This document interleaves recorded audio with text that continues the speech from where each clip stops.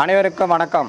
சங்கம் வைத்து தமிழ் வளர்த்த பாண்டியர்களுடைய தலைநகரான மதுரையில் இப்போ நம்ம இருக்கிறோம். இந்த மதுரையில் யானை மலை, அந்த யானை மலையில் சமணர்கள் வாழ்ந்த இடத்துல இருக்கோம். சமணர் குகையில் இருக்கிறோம். இந்த யானை மலை அப்படின்னு பார்த்தா இது எங்கே இருக்குது அப்படின்னா, மதுரைக்கு வடக்கே 7 கிலோமீட்டர் தொலைவில் திருச்சி நெடுஞ்சாலையில் இது இருக்குது.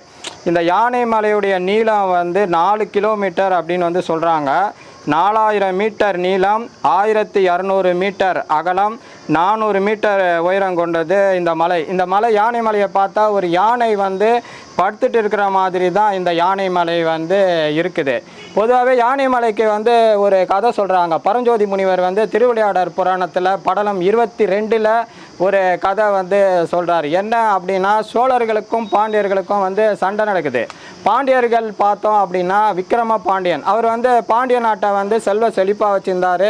மக்களை நல்ல முறையில் பாதுகாத்து வச்சுருந்தார். இதை பிடிக்காத சோழ மன்னர் என்ன பண்ணார், அவரை எப்படியோ பாண்டிய நாட்டை நம்ம பிடிக்கணும்னு சொல்லிட்டு பாண்டிய நாட்டு மேலே போர் தொடுக்கிறாரு. பல்வேறு சண்டைகள் நடக்குது. இருந்தாலும் பாண்டிய மன்னன் விக்ரம பாண்டியனை சோழ மன்னனால் தோற்கடிக்க முடியல.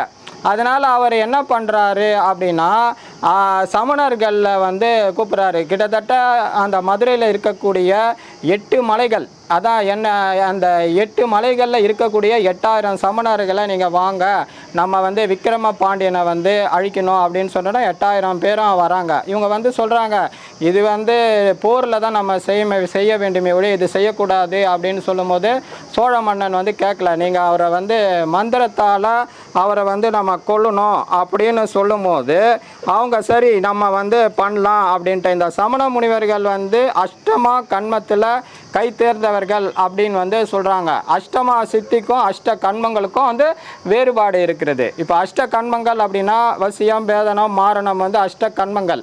அஷ்டமா சித்தினா என்னன்னா, இது சின்னது, உருவத்தை சிறியதாக்குறது, அனிமா, மகிமா, லகிமா, கரிமா, இதெல்லாம் இது அஷ்டமா சித்திகள். சரி சொல்லிட்டு இவங்க என்ன பண்ணுறாங்க, ஒரு பெரிய யாகசாலை ஒன்று அமைக்கிறாங்க. அந்த யாகசாலை எப்படி இருக்குன்னா, பாலி என்ற ஆற்றின் கரையோர பகுதியில் 3 காத பரப்பு கொண்ட யாகசாலை ஒன்று அவங்க அமைக்கிறாங்க. அதன் மையப்பகுதியில் சதுரமாக பூமியை தோன்றாங்க. அதில் அஷ்டகோணமாக என்ன பண்ணுறாங்கன்னா ஹோமகுண்டம் ஒன்று அமைக்கிறாங்க. பூஜை முறைகளை அவங்க செய்கிறாங்க. இதில் எட்டி போன்ற விஷத்தன்மை கொண்ட கட்டைகளை அதில் போடுறாங்க. அக்னியை வளர்க்குறாங்க. தீக்கொழுந்த எரிய வைக்கிறாங்க. கொழுப்பு, தசை, அது எல்லாத்தையும் அதில் கலந்து போடுறாங்க. இது மாதிரி அதிபயங்கரமாக அந்த வேள்வி நடந்துகிட்ருக்கு. அந்த ஹோமகுண்டத்தில் என்ன பண்ணுறாங்க அப்படின்னா, எட்டி போன்ற விஷத்தன்மை கொண்ட கட்டைகளை அதில் போடுறாங்க. நெருப்பை வளர்க்குறாங்க. அந்த நெருப்பில் கொழுப்பு, தசை எல்லாத்தையுமே அதில் போட்டு எரி வைக்கிறாங்க. அப்போ அதிலேருந்து ஒரு நச்சு வாயு வெளியே வருது. இந்த நச்சு வாயு என்ன பண்ணுது அப்படின்னா அப்படியே பரவுது. மதுரை ஃபுல்லாக பரவும் போது மக்கள் அதால் பாதிக்கப்படுறாங்க.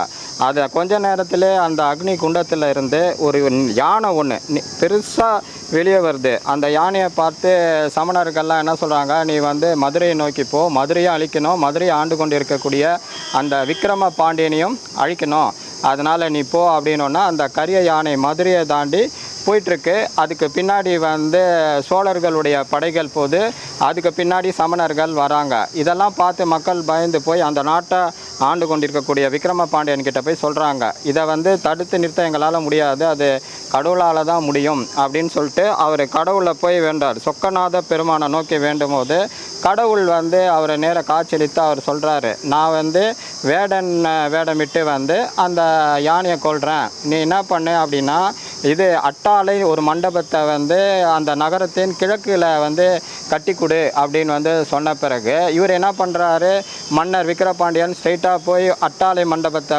16 தூண்கள் வச்சு கட்டுறார்.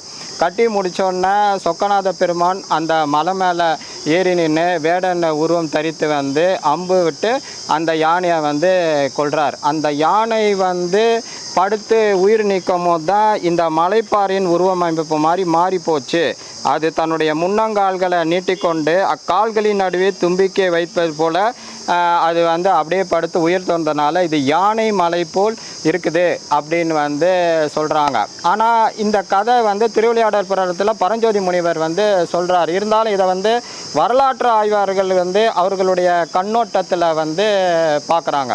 வரலாற்று ஆய்வாளரில் வந்து மயிலை சீனி வெங்கடசாமி அவர் என்ன சொல்கிறாரு அப்படின்னா, அந்த 3 மதங்களும் ஒன்றுக்கொன்று சண்டை போட்டுட்டு இருந்தப்போ சமண மதத்தையோ புத்த கோயில்களையோ அவங்க இடங்களையோ வந்து இந்து மதத்தவர்கள் கைப்பற்றும் போது அந்த இடத்துல வந்து ஒரு நரசிங்க பெருமாளை வந்து வைக்கிறது வந்து பொதுவான விஷயமா இருந்திருக்கு. அதை தான் அவர் என்ன சொல்கிறாரு, புத்த கோயில்களையாவது சமண சமய கோயில்களையாவது வைணவங்கள் கைப்பற்றி கொள்வதாக இருந்தால் அந்த கோயில்களில் நரசிங்க பெருமாளை அமைப்பது வழக்கம் அப்படின்னு வந்து சொல்கிறார். அதே மாதிரி தான் இந்த யானை மலையில் ஒரு நரசிங்க பெருமாள் கோயில் இருக்கிறது வந்து பார்க்கலாம். இந்த முறைப்படி சமணர்கள் இருந்த யானை மலையை கைப்பற்றுவதற்கு வைணவர்கள் அதன் மேல் நரசிங்க பெருமாளுக்கு கோயில் அமைத்தார்கள் அப்படின்னு வந்து சொல்கிறாரு. மேலும் வந்து இதை வந்து என்ன சொல்கிறாரு அப்படின்னா, இந்த செய்தியை பிற்காலத்தில் கதையாக கற்பித்து புராணம் எழுதினாங்க. அதுதான் திருவிளையாடல் புராணத்தில் வந்து கூறப்படுற யானை எய்த படலம் அப்படின்னு வந்து சொல்கிறார். மேலும் இந்த கதையை வந்து அவர் எப்படி சொல்கிறாரு அப்படின்னா, மதுரை மாநகரத்தை அழிக்கும் பொருட்டு சமணர்கள் தம் மந்திர சக்தியால் யானையை உண்டாக்கி அனுப்பினது வந்து எதை சொல்கிறாரு அப்படின்னா, சோமசந்திர கடவுள் அந்த யானையை நரசிங்க அம்பு எய்து கொன்றார் என்றும் சொல்லப்படுகிறது. கொல்லப்பட்ட அந்த யானை மலையாக சமைந்து விட்டது என்று இப்புராண கதையை சொல்கிறாங்க. இப்போ நான் சொன்ன கதையை வந்து அவர் சொல்கிறார். இது மாதிரி சொல்கிறாங்க. இதில் என்ன அர்த்தம் இருக்குது அப்படின்னா, இப்புராணத்தின் உள்பொருள் என்னவென்றால், யானை மலையில் சமணர்கள் இருந்தார்கள் என்பதும் அவர்கள் மதுரையில் அதிகம் செல்வாக்குடையவர்களாக இருந்தார்கள் என்பதும் அவர்கள் செல்வாக்கை அடக்க அவர்கள் இருந்த யானை மலை மீது நரசிங்க பெருமாள் கோயில் அமைக்கப்பட்டது என்பதும் ஆகும் அப்படின்னு வந்து மயிலை சீனி வெங்கடசாமி வந்து இந்த சமணமும் தமிழும் அப்படின்ற ஒரு புத்தகத்தில் இதை பற்றி ஆய்வு செஞ்சு அவர் வந்து சொல்கிறாரு. ஸோ யானைமலை வந்து முதல்ல சமணர்கள் வாழ்ந்த இடமாக இருந்தது. பின்பு இந்து மக்கள்கிட்ட வந்து வந்த பிறகு சமணம் அழிந்து இவர்கள் இந்துக்கள் கைப்பற்றினார்கள் என்பதை வந்து வரலாற்று பூர்வமாக அவர் வந்து சொல்கிறார்.